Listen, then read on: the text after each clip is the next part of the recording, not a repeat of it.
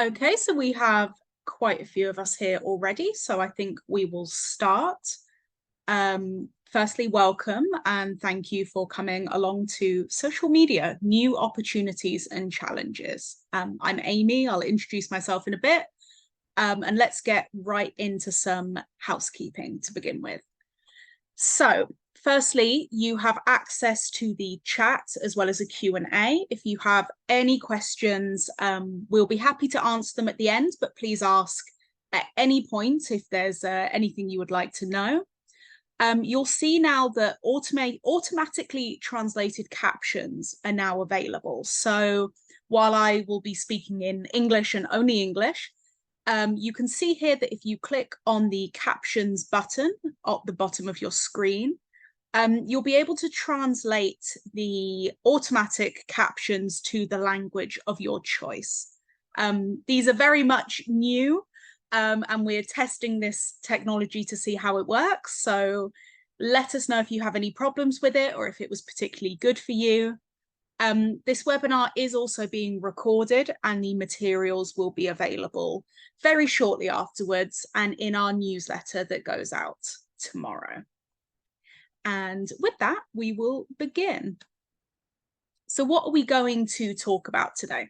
So firstly, this webinar will be in two parts. The first part will be from me. I'm EENA's Communications and Press Manager. And I'll be talking about where we are with social media in general, what is new, what are we using it for, and then specifically the traditional approach to social media taken by public safety organisations, and how traditionally they've been used in a more conservative way, and then some case studies of new approaches and perhaps what we can learn from them. And then after my part, we'll be talking to Arachi, who will be discussing VOST and a more formal use of social media in public safety. And then afterwards, we will have Q&As open for any of your questions.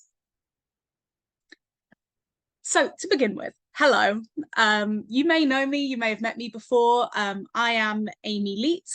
I'm EENA's Communications and Press Manager. I joined EENA about a year ago. I'm originally from London, if you couldn't tell from the accent, but I've worked in Brussels now for about 4 years in communications and media. I was previously with an NGO on hate speech and misinformation.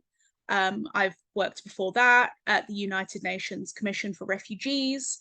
And my role at EENA is to conceptualize and develop our own communication strategy, manage our social media, handle press relations, all of the things you would expect comms to cover. And I think a very important point here is that I am a Gen Z person.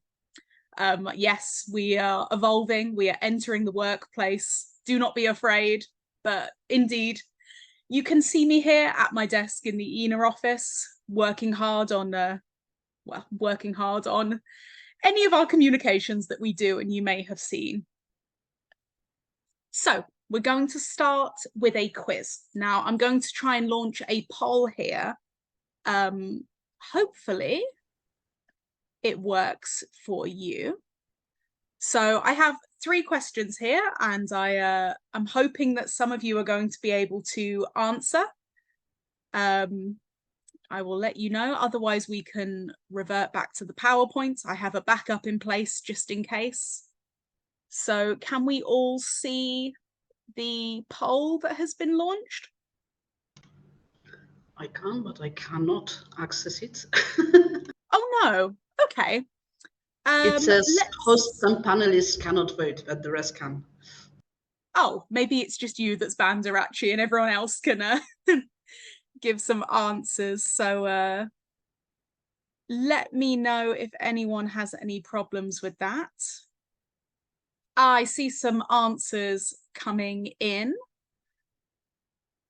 And then we will shortly go and have a look at some quite surprising answers to these questions, I think.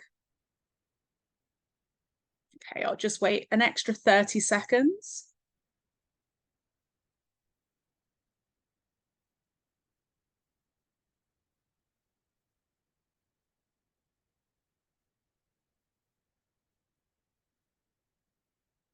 almost there. 10 seconds left, everyone. I see plenty of answers already, but I will wait. 3, 2, 1. Okay. So I'm going to click share results, and then hopefully you should all be able to see some results and what we've said so far. Can everyone see? If you can even give me a thumbs up, perhaps. I'm not sure if it will... I can. Perfect. Okay, so I'm going to close that, and then we can now look at the answers I have written down. So, on average, how much time do Europeans spend on social media every day?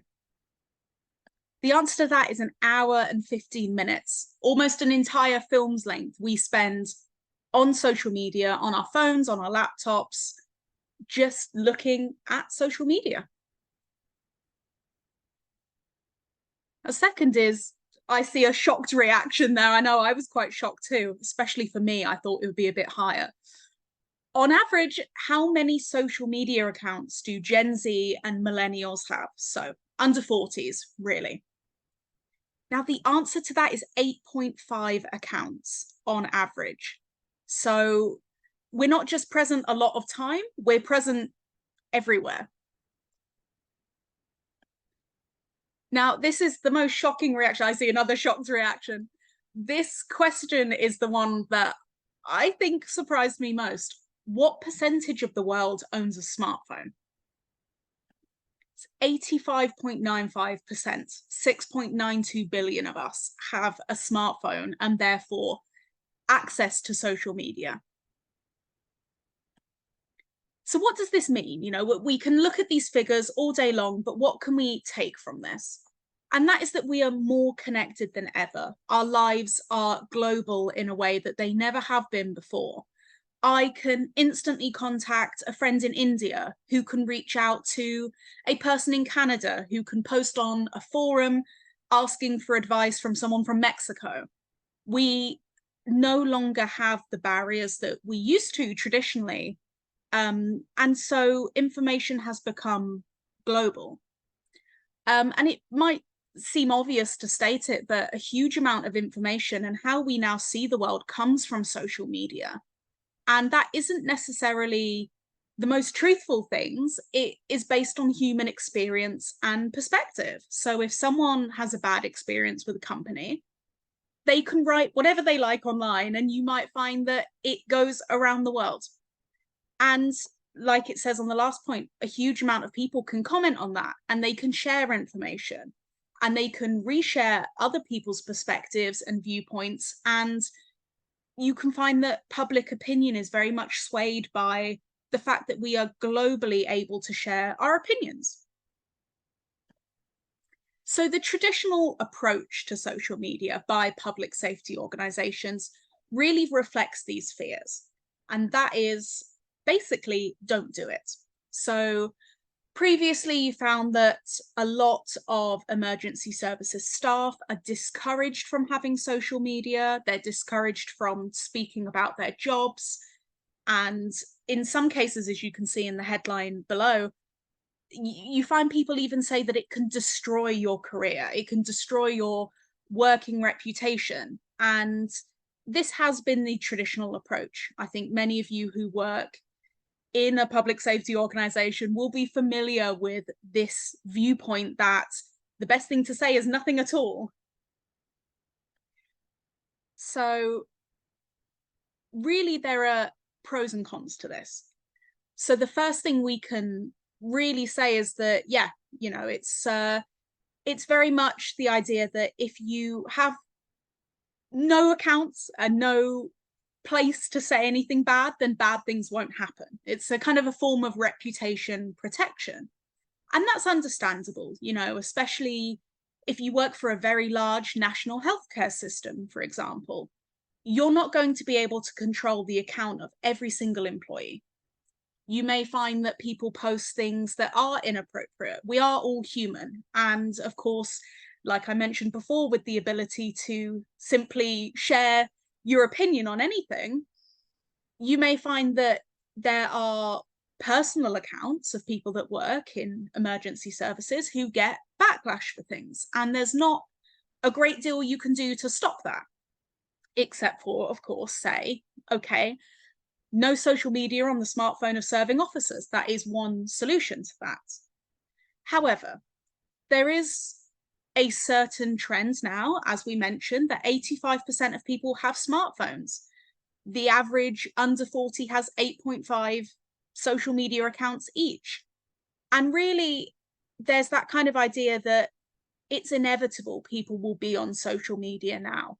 And it's inevitable that people will share their opinion on your work and what you're doing. And it might be time to become part of that conversation. And that is certainly the way that some organizations are choosing to engage in community work, community engagement, and really become part of that conversation. And these are the examples I'm going to talk about today. So, TikTok. I don't know how many of you are familiar with it as a platform. If you're not, don't worry. Here it is broken down in 30 seconds. It has over 1 billion monthly active users. It's a daily part for many young people across the world, myself included. I am a self-confessed TikTok addict. And basically the idea is it's an app that is a never-ending list of entertaining videos that you can scroll through. So you view one video, you go on to the next, you go on to the next, and they're anywhere from 15 seconds to 10 minutes long. And it has a very powerful algorithm to determine what kind of videos you want to watch and what kind of videos you are engaging with. And it will show you more or less of them based on what you like. So if, for example, you are me and you see a video of a funny cat and you click love, then TikTok thinks, great, this person likes to watch videos of cats. You will see more of them. And of course, this works for any topic, including public safety. So if you're interested in, accounts from emergency services, they will show you more and more. So here is an example of perhaps one of TikTok's public safety's greatest success stories. So the Politivest and Politisorvest, I'm butchering that pronunciation, but they are Norway's west and southwest policing districts. They have a combined follower count of almost 1.5 million and 16 million likes on their videos. Now that is relatively huge. They are by all means TikTok celebrities. And what they do is they take the officers, working officers, and they make a mixture of short videos that focus on the latest trends on the platform. So they share dance videos, they play Britney Spears songs and drive in police vans. And of course, they feature a lot of police dog content, which is very cute. But they also mix in informative content on policing and crime prevention. Now, why are they doing this? I interviewed both police departments, not all of them, but I spoke to some lovely people from there. And what they had to say is that it breaks down barriers to the public. It shows them a face, and that even the police have good and bad days. It really shows that they're human. And they acknowledge that at the moment, in the global context, there are negative perceptions of policing that exist. And rather than denying that or staying away from social media in order to protect their reputation, they're using their TikTok account as a way to become part of the conversation and really resolve perhaps any negative sentiment that might be there. And like they say here, the public should and could feel safe around us. And that is their main goal with their use of social media, is to proactively reach out worldwide and affect worldwide public perception of police forces. Their videos are worldwide. They've reached America, they've reached Iraq, for example, and they're really using their social media accounts proactively to engage with a younger generation, newer people, and really reach out in the most positive way possible and show the human side to policing.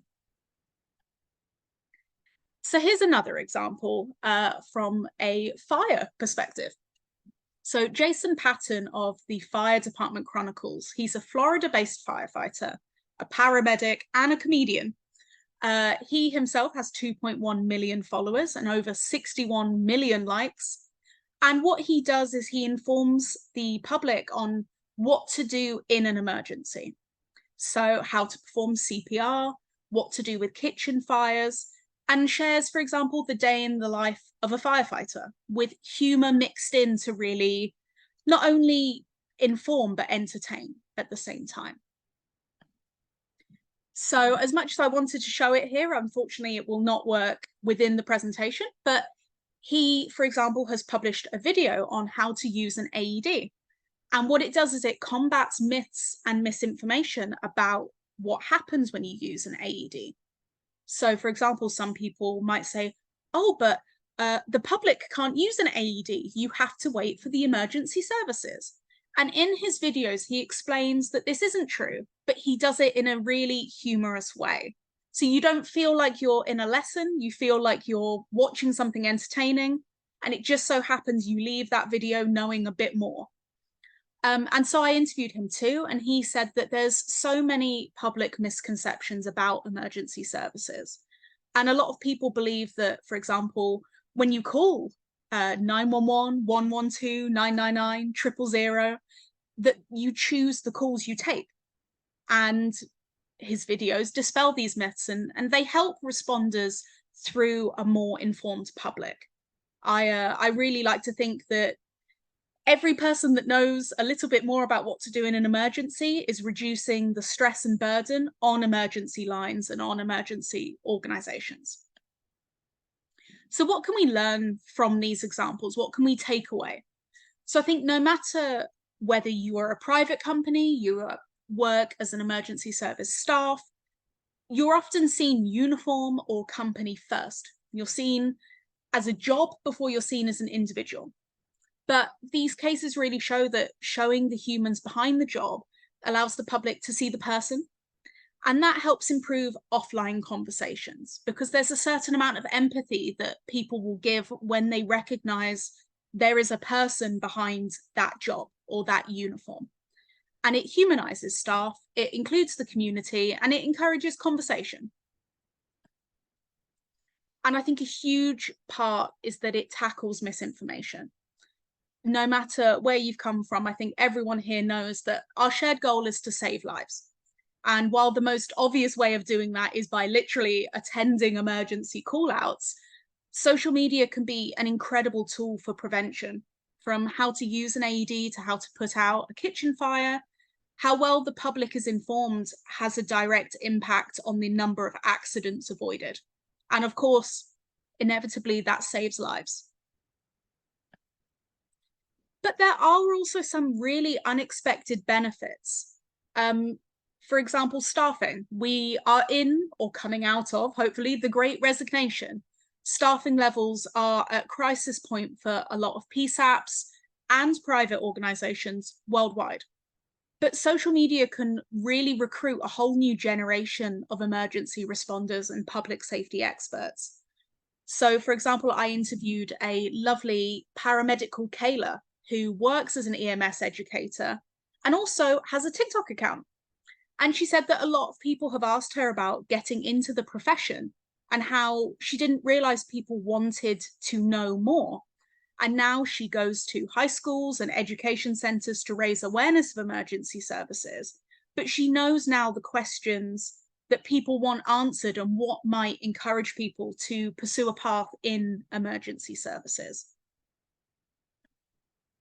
So here's a little bit of statistics just to demonstrate this. So one major Californian police department decided to completely reevaluate their communication strategy and online presence. And they went from having a 16% negative sentiment in their online discourse to 22% positive. And the only thing they had to do was talk about really the people and the dogs behind their work. So they discussed the department's canine units, holiday activities, thanking the community for participation in community events. And what they did was humanize the department, include the community, and encourage conversation. So you can see here the kind of posts that really drive positive sentiment in this case. So engaging and thanking the community. Appreciation Day for law enforcement or any kind of emergency services. Crime and investigation updates so that they're proactively providing responses to the public. Holiday greetings and activities, personnel changes, K9 units. And what all of these kind of posts have in common is that they are showing the person behind the service, and they're also proactively engaging the community. Now, I will not say that every organization should go away and do this immediately. Social media should be unique to you and your situation. But I think that there are two main things we can take away here. And the first is that glossy brochure corporate speak is appealing less and less, particularly to a younger audience. People want to see the people behind the service. So let people see you, get to know them, get to laugh with them, and as well, participate in the conversation. We can't stop bad things from happening. We can't stop mistakes being made or natural disasters from occurring. But social media can be an incredible tool for making people feel welcomed, understood, and heard. And you can learn more about this. One of our blog posts written by me here talks about the use of TikTok and how many emergency services organizations are harnessing the power of it. And you can find this on our website. It's on our blog page. And yeah, I think if you've had any interest, give it a read. You can always contact me. And indeed here you can see my email. I'm also on LinkedIn, and really feel free to reach out with any questions, any information. But for now, what I will do is I'm going to pass the floor to Arachi, who will talk about a much more formal and unified approach to social media and digital volunteering, which is VOST. So I will now stop sharing my screen and I will begin sharing Arachi's presentation. I will disappear for now and I will hand over the floor. Hello, thank you everyone, and thank you Amy for this great introduction.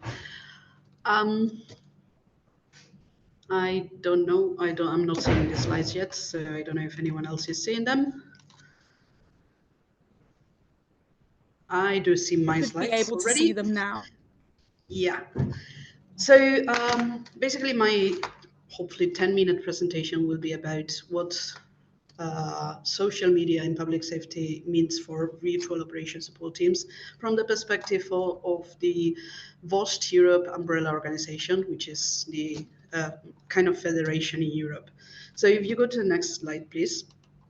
I would like to talk a bit about our past and where do we come from. I'm one of the members of VOST in Europe, and that's why I'm talking about VOST, but I'm also one of the vice chairs of the EENA Operations and Technical Committee, which also brings me to this webinar.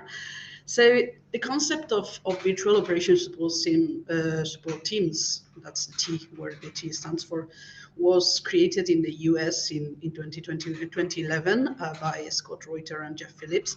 But then it grew quite quickly throughout the US, but also extended to Canada, Australia, and New Zealand.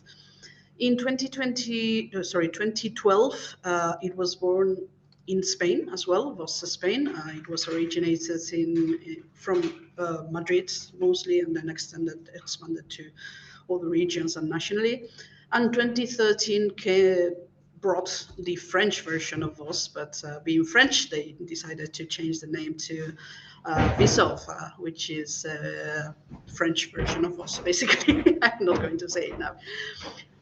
In 2015, the European Federation, like VOST Europe, was founded in a joint effort between Spain, VOST Spain, and Visolve. And then soon after, it became a member of a global VOST alliance with the North American and Oceanian colleagues, and also a virtual operation support groups coalition, which was kind of an umbrella to all the organizations across the world.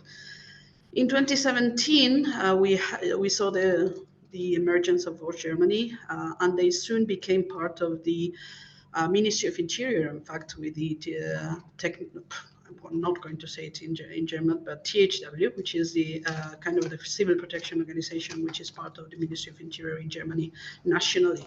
And VOST in Germany was born inside them.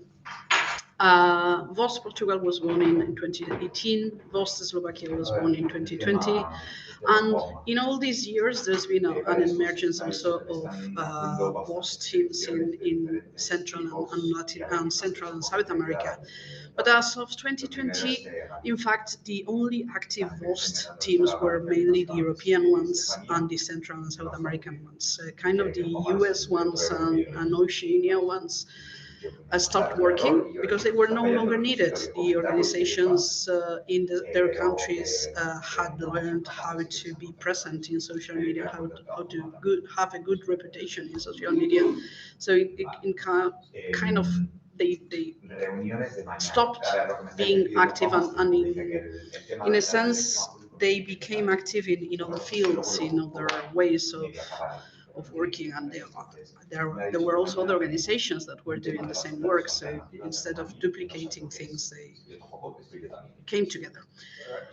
But yeah, this is one of the key messages I wanted to say. I mean, if public safety organizations have a good presence and reputation in social networks in your country or region, then you don't really need virtual operations support teams to help. I mean, it's great to have them because they can ease your work. They can help you fight disinformation. They can help you do work in the background. But in fact, public safety organizations can manage on their own if they establish good teams, as Amy was mentioning before. Initially, the activity of those teams was focused on Twitter, which is now called X, as we all know, and Facebook, and also using WhatsApp and Telegram for internal communication and external communication, be it with public safety organizations or the public. But lately, the presence of other platforms is growing a lot, and it's becoming more and more visual. Visual in terms of more video content rather than pure text or picture or still pictures or infographics. And also, there are more and more tools that simplify the work of public safety organizations in social media and also the volunteers behind those teams. Amy, if you go to the next slide, I will now talk about the present of VOST and focusing on the European activities. We have let's say, 4 different operational models. Not all the virtual operation support teams work in the same way in each country. So, for instance, the first model is the one that VOSTA Spain has. VOSTA Spain is a national federation in which the sorry, it's in my room. I have my colleagues speaking behind me, so that's. Do you hear me better now, or? Apologies for the background noise. They just shut up. Sorry about that. So the national organization in Spain is kind of a federation. It's an actual federation of regional organizations with 14 regional organizations out of the 19 regions of Spain. And the second model is the French model, in which the French colleagues, they actually have agreements with multiple regional and local public safety organizations. So they only work through those agreements. And then the third model I wanted to present is a national organization from Germany, which I already mentioned before. And this national organization operates under the umbrella of the National Ministry of Interior, the Federal Ministry of Interior in Germany. And the last one is an actual model that is not only in Portugal but in other places as well, which is a national organization which operates independently, working closely with the national and local public civil protection organizations and other organizations in public safety, but not through specific agreements or not directly under the umbrella of specific organizations. So in this sense, both Germany and VISOF, the French colleagues, operate mostly in the background. I mean, we don't see them as present in social networks as we see VOS Portugal and VOS Spain, for instance, and VOS Spain and also the the regional members of Spain. They have quite a higher public visibility. And what they are doing nowadays is mostly amplifying information and also fighting disinformation and also helping the public safety organizations in crisis situations or in short-term or long-term crisis situations. For instance, following up on help requests in social media that need to be followed up on a long term. So if you go to the next slide, please. More things that VOST, Virtual Operation Support Teams, do in Europe, mostly, because that's what I know most, is also participation in European initiatives and projects, be it as members of project advisory boards or in activities carried out by the projects themselves. There's a few examples there. Then there's also the colleagues from Portugal developed an open source platform that has been tested in a European project media, but also it has been, and I don't know if it's still being used, but it was used initially last year in the by the Slovakian government to manage the influx of refugees from Ukraine after the war started, because it's a platform that serves all to manage a bit crowd management and also disseminate information and has connectivity with Waze and things like that. So quite interesting tool to be used, and it was, as I said, developed by volunteers using open source platforms. Also through the Joint Research Center of the European Commission, VOST Portugal, VOST Spain, and also VOST Europe were selected for implementing activities related with the European flood awareness platform for IFAS. And then one of the volunteers from VOST Portugal and VOST Europe, he was part of the team writing the code of practice on this information led by the European Commission last year. Another relevant cooperation activity I wanted to mention as well is in 2019, during the Hurricane Dorian in Central and North America, there was a very interesting international cooperation activity with the VOST Americas teams and also with the CEDR Digital Corps, which is a US-based volunteer organization. We helped from Europe during their nighttime, our daytime. We help also doing translations to multiple languages and a lot of activities that quite helped in disseminating information in social media. If we go to the next slide, I wanted to finish with what we plan on doing in the present and future. So if you've seen on the right side of this slide, you see there is a webinar hosted by the Links project on the societal resilience cluster. About integration of social media information with legacy platforms, and George from VOST Europe and VOST Portugal, he will be speaking in this webinar. And of course, we want to keep collaborating with local authorities, both formally, for instance, in Germany for Euro 2024, and informally when a crisis arises. But we also want to keep participating in international projects and initiatives and keep being taken into consideration for this type of participation. And finally, we keep working with other countries and regions to try and believe, to try and we believe that we should keep trying to create new VOS teams in different countries where the support from volunteers may be very helpful to local public authorities. For instance, during the PPRD South 3 project, there were activities with Lebanon, Algeria, and Palestine to set up VOS teams there, or there's conversations with Greece as well to set up a VOS team in Greece as well. So the last slide is how you can contact VOST Europe through email. You can check our website, or you can see us in X, now Twitter. Twitter, now X, Facebook, and LinkedIn. Thank you all for your attention, and apologies for the background noise.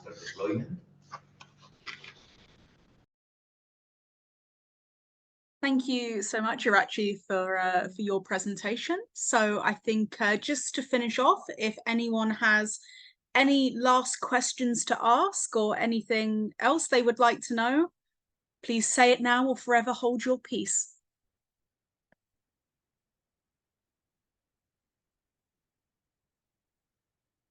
I'll just wait 30 seconds or so for that. But in the meantime, the webinar materials will be uploaded today to our website.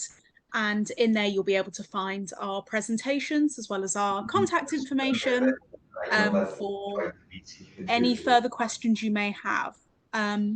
I can't see any questions. I have a comment to make, maybe, that I forgot to comment. In fact, the fact that the work of both teams started with Twitter and Facebook, but nowadays Twitter and Facebook have become kind of platforms for old people. Facebook is nowadays used not that much by young people. Twitter, now X, is kind of not the same thing as it was 2 years ago. It's definitely has changed a lot, and although it's being used a lot by public safety organizations, I don't know if it can be still used a lot in the way they were using it. And also, yeah, as Amy was mentioning, I mean, younger peoples are more prone to TikTok rather than Twitter or Facebook. So that's something that needs to be taken into consideration as well. Sure, I think that's a really good point, yeah, and that I think in the future we're going to see even newer social media platforms that are going to appear out of nowhere, like TikTok. I think it took Facebook about 10 years to get the following that TikTok had in 3 months. So I think we really do need to be prepared in the future for things to change very suddenly and very quickly, and to simply be as prepared as we can. We do have one question, actually, from Giuseppe Lello.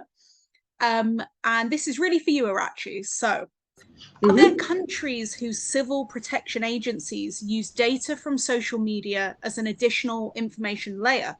If so, how does this process work? Do they rely solely on VOST? No. Okay, so let's go point by point. So, yeah, there are most of the countries nowadays in Europe are using social media data to enforce the assessment of the situation, because unfortunately a lot of people, rather than informing about a fire in the building, they will post about the fire in the building before they call emergency services. So knowing the location and knowing that information in social media can be geolocated, then the public safety organizations can actually gather additional information from pictures in fires that help you assess where the fire is, from the location of requests for help through the picture that has the metadata with the location and things like that. So what you need is teams that not just focus on posting information, but teams that also are focused on information analysis. And there are tools nowadays, and more tools nowadays that help do that. I mean, there's tools that do social media crawling, social media analytics, and those are used not just by voice teams, but also by social media organizations. Sorry, I'm trying to reduce the noise from my background. Thank you. I think that's a very informative and clear answer. We do have one final question from Federico, who says, what are the most common mistakes we could do? I mean, to share wrong messages, obtaining bad results. So I think I will answer this one. I think any activity on social media, you need to go in with a plan. And having a real basis and having a strategy and a set of guidelines for how you're willing to approach social media is really important. Proactivity and being able to react quickly to new trends is important, but having guidelines in place, especially when it comes to GDPR. The sharing of patient information, for example, are things that you can't make mistakes on. You have to be on the ball with.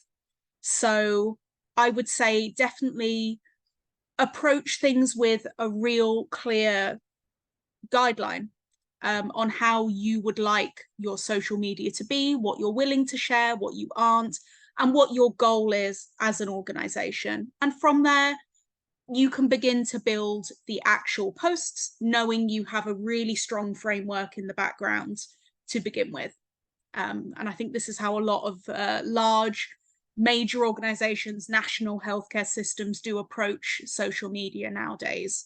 And that's definitely the best thing, a strong foundation to allow you to react in a way that's interesting and informative, but at the same time, professional and appropriate.